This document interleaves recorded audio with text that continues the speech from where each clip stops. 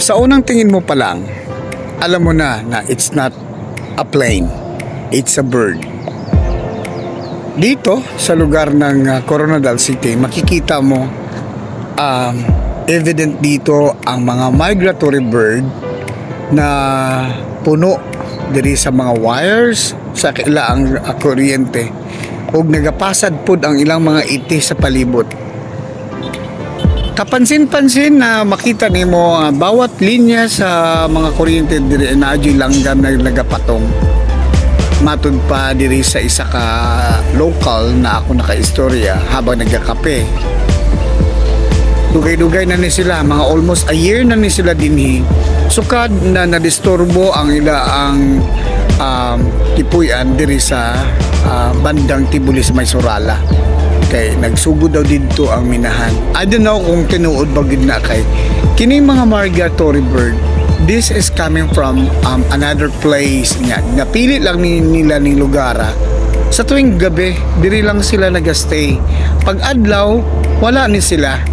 So later of this video, I'll show you kung anong itsura nito. Kung naapa ba ni sila o wala. Kay time check at this time, alas 4 na ako nagikuha nga video. So tunghayan natin mga katropa ang kabuang kwento nito.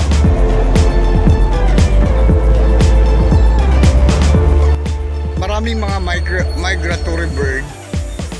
Halos lahat ng mga wire sa mga kuryente dito ay may mga migratory bird na nakapatong. At basin dun sa akong napangutana habang nagkakape o dito dapita, almost a year na siguro daw ni sila. Isa lang ang nakabagting sa kundunggan ay agi daw sa pagmamina somewhere here in kining lugar. Naday nagmina nga lugar. Nawala na daw ni siya pero mibalik na pod. But based on my research, this is because migratory bird migrate to a different place where yung kanilang lugar ay hindi na conducive for residency at lilipat sila ng lugar kung saan pwede. At isa sad, pag nabulabog ang kanilang environment kung saan sila nakatira. And kung sobra ang klima, like sobrang lamig or init, lilipat yan sila sa ibang lugar. Alamin natin ang malalimang explanation kung ano ba talaga ang reason bakit ang mga migratory bird ay dati naging tourist attraction, ngayon magiging distraction na siya sa isa ka place kasi ang ipot is everywhere. Plus magiging destructive na siya kung makakasira na siya. Like imagine mo sa isang wire, thousands and hundreds of birds na ang nakapatong sa tanan ng mga linya sa kuryente na ay mga langgam. So we will know more deeper knowledge about what's going on and unsay mga augmentation ani sa pamahalaan diri sa Coronadal City, diri sa bayan ng Barbel.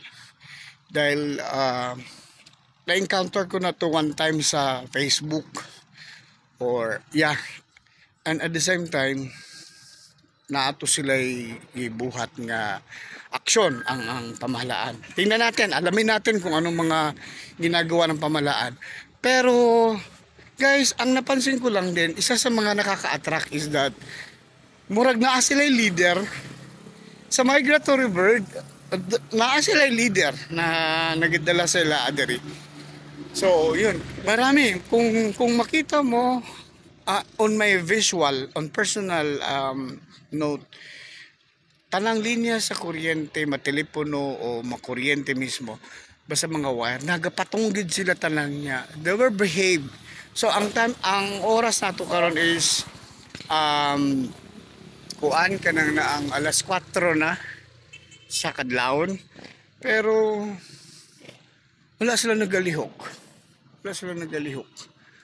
Parang akala mo mga kung tan-awon mo sa layo, murag lamok lang sila unsa gani.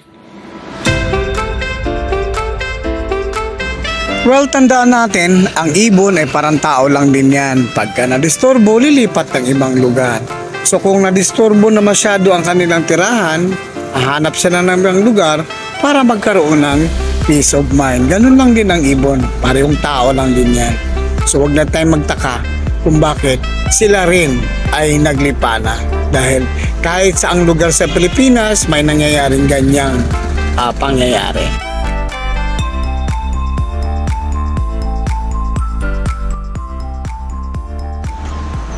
Akong gibantayan, wala na po sila sa'yo. No, wala na po sila. O, sayukay sila ng lupa. Dugasa sila paingon, di ba? Nakakaano. Wala na sila sa wire. Sayukay sila ng lupad. So, isa lang gid ang akong mapansin kay magpasad ang ila ang iti diri sa ubos. So, instead na maghatag sa beauty, may lang sa tanawon ka ng bagong hapon, pero pagka buntag, magpasad ang iti sa ubos. So, instead na magdagdag og ganda, hatag tuloy og pangit sa paligid.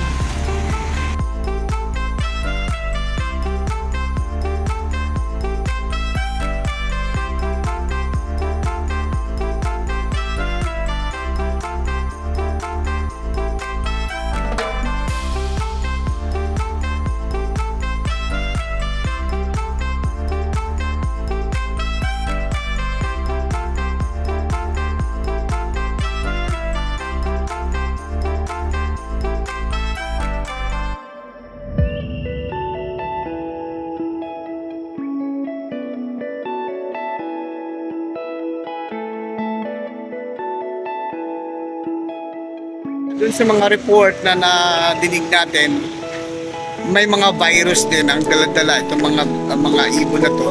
At namely, well of course, China daw galing ang mga ibon na to.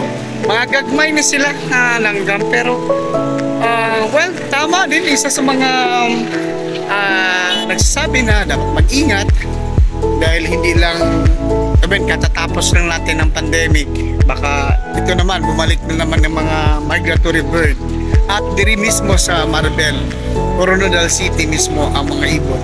Well, of course, nasa atin pa rin ang pag-iingat kung paano natin ingatan ang ating sarili.